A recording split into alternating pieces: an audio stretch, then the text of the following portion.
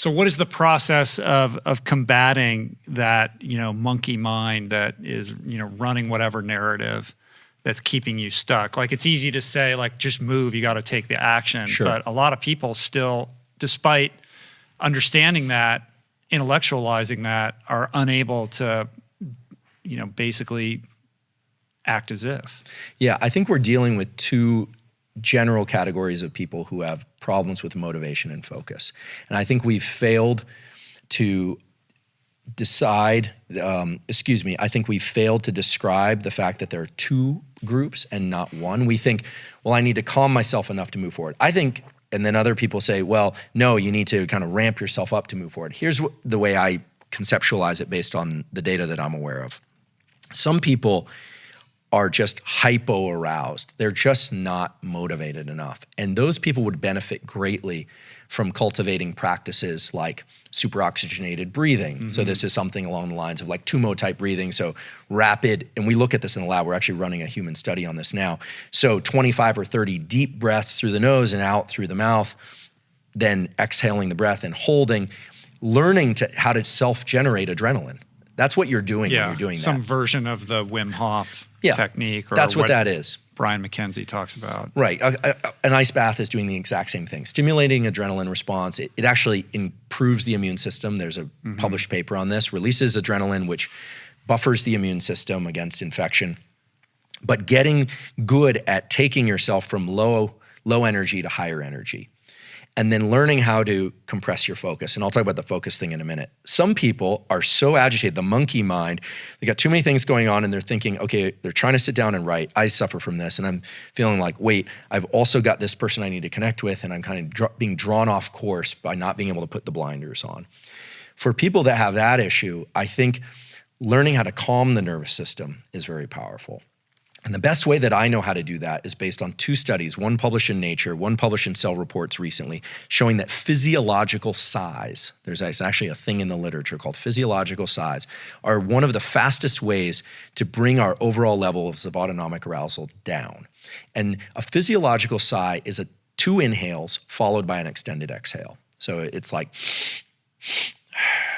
it's not just a deep breath, it's 2 inhales followed by an exhale, okay? And what that does, and this has been shown several times now in humans and other species as well, is it dilates the little sacs of the lungs, and that second inhale dilates them a little bit more, and it pulls a little bit of carbon dioxide out of the bloodstream so that when we exhale, we offload the maximum amount of carbon dioxide, and it perfectly adjusts the ratio of carbon dioxide and oxygen in the bloodstream and lungs.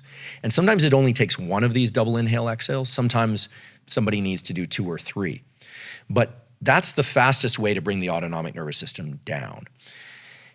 A lot of people need such a tool because I think we talk a lot about meditation and tools for calm, and I can go to Esalen for a weekend and get a massage, I'm gonna feel very good, but then when I'm thrown back in real life, I need something that's gonna work in real time, what I call a real-time tool.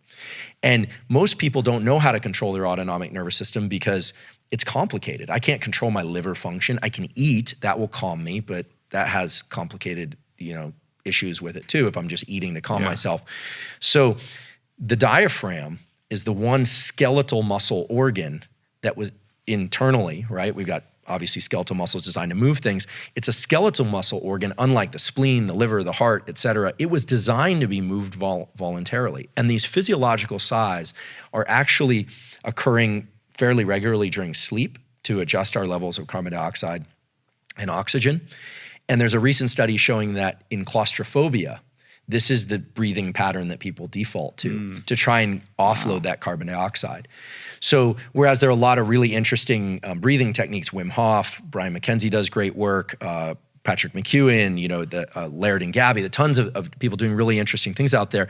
My lab has been focused on what are the neural circuits that are designed to achieve particular states that happen to impinge on and capture diaphragm function. And so the reason I think breathing is so powerful is that everyone has a diaphragm, and it's the immediate link to the body. A lot's been made of the vagus nerve, the vagus is the path between the body and mind, but the vagus is very slow. The vagus nerve calming is what you experience when you eat a really rich a carbohydrate-rich meal, or you've had a long day and you put your feet up and you're finally relaxing. It takes minutes to hours to kick in. Whereas the diaphragm is real-time control over your brain state. So the brain knows what the body is doing by how fast the diaphragm is moving. It knows its overall activation state. So when you breathe quickly, those 25 or 30 breaths, the brain says, oh, I must be alert. I'm going to start secreting some noradrenaline. And when you breathe slowly, that level of noradrenaline drops down.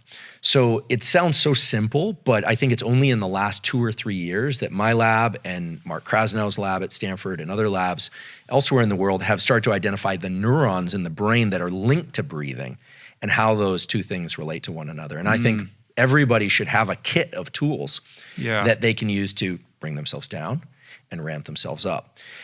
I'll just say one other thing about focus. So when we're in a high alert state, something very powerful happens that I think partially explains your ability now to drop into this book writing. When there's a certain amount of adrenaline in our system, our pupils dilate. Remember, the eyes are not connected to the brain. Our eyes are actually two pieces of central nervous system. They are two pieces of brain outside the skull that were designed to control our overall arousal state. And so we can talk about this as it relates to sleep and sleep quality, but when I bring up the level of adrenaline in my body through breathing, or let's say I see a troubling text, or let's just say I just use a very Goggins type approach and just figure out the most painful, inspiring for me reason to do it. You know, it sounds vague because obviously, David, I don't know what goes on in your head, but a tremendous respect for your ability to do this. But he just ratchets himself out of that ditch and puts himself in motion. The pupils dilate. And when that happens, our visual system actually enters something that's a little bit more like portrait mode on our phone. There's a process called accommodation, and your ability to focus on one thing visually actually becomes better, and your ability to see everything else blurs away. And that's the ability to just see that screen of text, or that if you work on pad and paper, to just see that pad and paper. And then as you start writing, what people don't realize is that mental focus follows visual focus. Now, in blind people, it's slightly different. It follows auditory focus. But in most people, your visual focus, as you bring that into really sharp relief, that image of your book, and you stare at it, you're going to feel some agitation and your mind's going to be jumping all over the place. But if you wait just a couple minutes, the rest of the world will disappear. I think this is sort of like the flow state people are looking for. But remember, the gate of entry is one of you have to wade through some sewage before you can swim in clear water. That's the way I always think about it. But the visual focus is what brings the rest of the brain into cognitive focus. And people in the martial arts understand this. You've probably experienced this running when you're feeling exhausted and you can just concentrate on one milestone and get there. You can almost bring that into what you're doing is you're linking that to the dopamine circuitry. You're saying that thing is the milestone, not winning the race, not some other thing outside this immediate environment, that thing. And when you're able to start capturing these peripheral circuits, meaning the body, the diaphragm, the visual system, then you start getting past this whole idea of mindsets, and it really becomes about the body setting the mind. And this is where I think when you say action leads the rest, right? What you're saying is grounded in real neurobiological data. There's also a shift in your perception of time when you're in that state. Suddenly your relationship with time becomes completely different.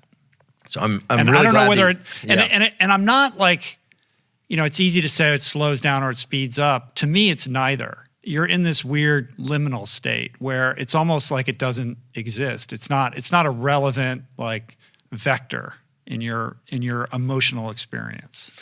I'm really glad you brought this up because one of my obsessions is time perception. And, having spent the last 20 years or so studying the visual system, what you start to realize is that space, meaning physical space, not outer space, but physical space around you and your time perception are absolutely linked. And when our